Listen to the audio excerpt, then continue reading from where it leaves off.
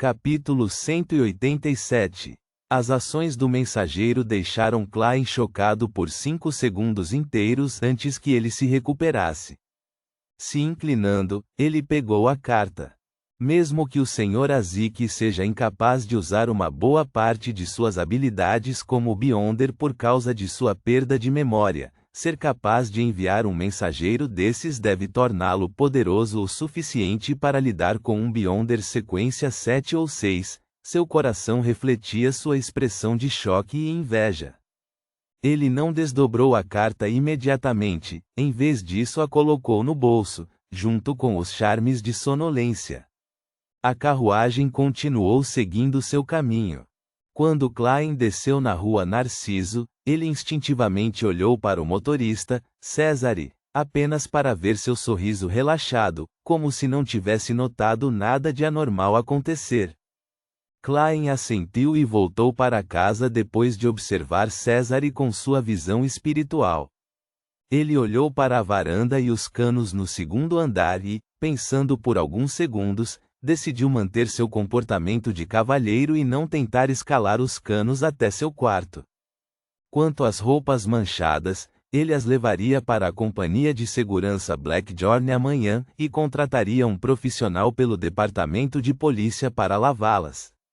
Isso impediria que suas roupas assustassem sua empregada Bella e sua irmã Melissa. Klein havia removido a trava de segurança da porta da frente antes de saltar pela janela do segundo andar. Agora, ele se aproveitou do fato de ser tarde da noite e silenciosamente abriu a porta de sua casa, entrando habilmente.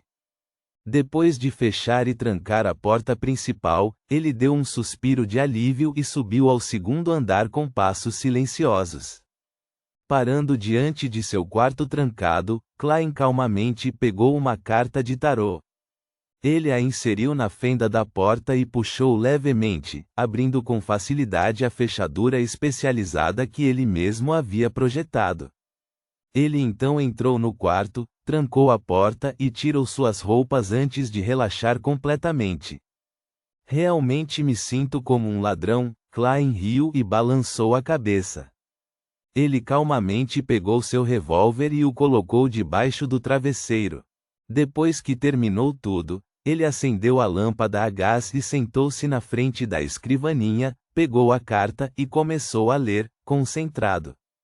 Sinto muito por responder somente agora, estive ocupado procurando vestígios do meu passado. Eu também tenho me encontrado com ex-professores e alunos e isto vai até tarde da noite. Finalmente entendo os encontros que tive nos últimos 2 dias depois de ler sua carta. A polícia revistou todos os quartos do hotel em que estou hospedado. Havia uma pessoa que estava secretamente espionando os arredores no hotel tarde da noite. Sim, estou falando de uma pessoa com poderes Beyonder. Então o contra-almirante Furacão Quilangos, que é um personagem frequente em romances e jornais, se infiltrou em Backlund e passou por uma onda de assassinatos. Lembro que ele não é apenas procurado pelo Reino Loen, também está na lista de recompensas do Império Fezak, da República Intis, do Reino Feinapoter. Então, quanto é a recompensa? Klein subconscientemente se perguntou. Ele não obteve resposta porque Azik tinha começado a mencionar outra coisa. Acho as habilidades de um pastor, que você descreveu, bastante familiares, é como se as tivesse visto em algum lugar, mas não consigo me lembrar onde. Deve ser de algum encontro de uma das minhas vidas passadas. Não conseguir me lembrar me deixa bastante frustrado. O Sr. Azik está um pouco interessado no pastor. Posso usar isso para ele me ajudar. Sim, que bela coincidência. Não. Isso não é coincidência, é inevitável. Pode-se inferir que o Sr. Azik tem mais de 1000 anos e é provavelmente um Beyonder de alta sequência. Então ele provavelmente teria se deparado com os poderes de muitos diferentes Beyonders em suas vidas anteriores. Ele também teria impressões mais profundas daqueles mais únicos. Em outras palavras, Não apenas pastor lhe traria sentimentos de familiaridade, mas sequências como sem sombra, caçador de demônios, ou guardião também o fariam. É altamente provável que o Sr. Azik encontre algum item místico que corresponda às habilidades de uma sequência específica e tenha seu interesse despertado. Isso é algo que posso imaginar. Klein estava em dúvida, mas chegou a uma conclusão, e como resultado ele estava bem mais confiante. Ele moveu o olhar e continuou a ler a carta. Me lembro de algumas partes do ritual de sacrifício sobre as quais você perguntou, provavelmente porque tenho uma impressão mais profunda delas. Talvez eu tenha sido padre em uma das minhas vidas mais recentes. Tenho que lembrá-lo e adverti-lo de que você deve ser muito cauteloso ao usar rituais de sacrifício. Você não pode confiar sua segurança a deuses malignos ou a existências misteriosas e ocultas. Eles não têm consciência como nós. Além disso, você deve possuir um forte senso de certo e errado, pois os deuses malignos e demônios geralmente criam identidades aparentemente inofensivas para si mesmos. Minha opinião é que você não pode sacrificar algo cuja presença não está totalmente ciente, caso contrário, sua alma pode acabar sendo o item sacrificial. Em termos simples, deuses malignos e demônios assumirão outra forma, disfarçando-se como alguém de confiança. Assim como na internet, uma conta que afirma ser uma garota aparentemente adorável pode ser controlada por um cara enorme. Ele tinha que ser cauteloso mesmo se confirmasse sua aparência antes de se encontrarem offline, pois ela poderia ser apenas um crossdresser. Klein não desconsiderou o aviso de Azik apenas porque ele estava conduzindo o ritual de sacrifício para si mesmo. Ele assentiu em aprovação. Depois que Azik enfatizou algumas coisas que ele precisava prestar atenção, ele rapidamente explicou o ritual de sacrifício que conhecia.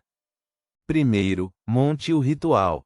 Escolha os símbolos com base em qual deidade ou existência misteriosa não ortodoxa você oferecerá o sacrifício. Use as ervas e minerais correspondentes do domínio dele ou dela. Mas é claro, você também pode transformá-los em óleos sagrados, pomadas, aromas e outros itens com antecedência. Símbolos. Klein congelou por um momento. Ele percebeu que ele, o louco que não pertencia a esta época, não sabia qual era seu símbolo correspondente. Ele pensou por um momento, se lembrando rapidamente do símbolo complexo nas costas de sua cadeira na antiga mesa de bronze.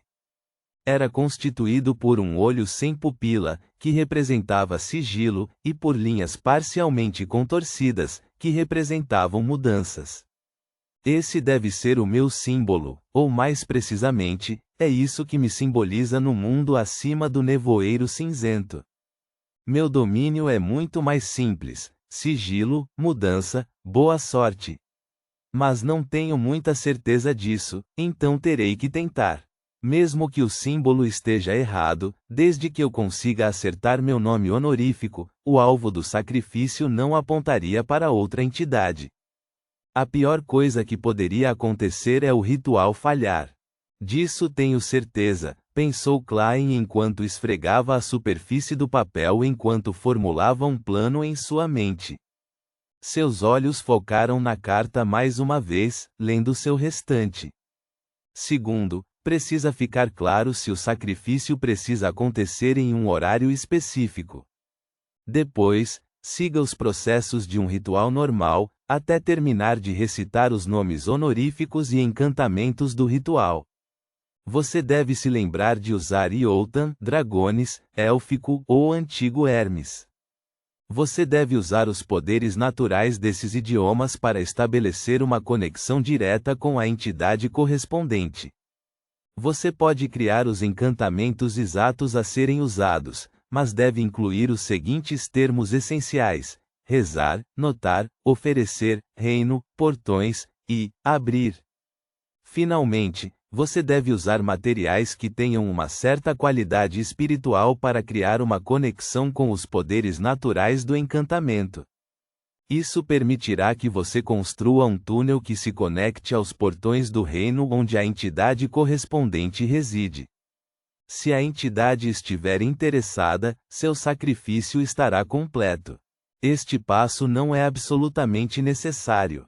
Se você puder tornar a entidade correspondente muito interessada em seu sacrifício, então, ele abrirá os portões para o reino dele, para você depois que terminar de recitar os encantamentos, estabelecendo um túnel estável por sua própria vontade.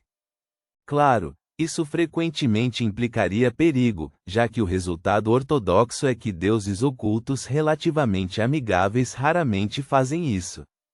Somente deuses malignos ou demônios responderiam diretamente a você, a fim de alcançar seus objetivos. Materiais que têm espiritualidade não são baratos. Será que apenas recitar os encantamentos me permitiria abrir um túnel de sacrifício semelhante à porta da invocação? Gostaria de saber se seria possível usar as habilidades do mundo acima do nevoeiro cinzento. Sim. Tentarei isso primeiro e só comprarei os materiais com espiritualidade no mercado clandestino se eu falhar. Preciso de ingredientes Beyonder? O necessário é possuir uma certa quantidade de espiritualidade, certo? Klein pensou nas 300 libras em sua conta anônima e em sua economia de mais de 10 libras que havia guardado. Materiais Beyonder não eram completamente idênticos aos materiais que possuíam espiritualidade. Por exemplo, o coração que Rudy Eldin deixou para trás era um ingrediente Beyonder, enquanto as escamas negras eram um material que possuía certa espiritualidade.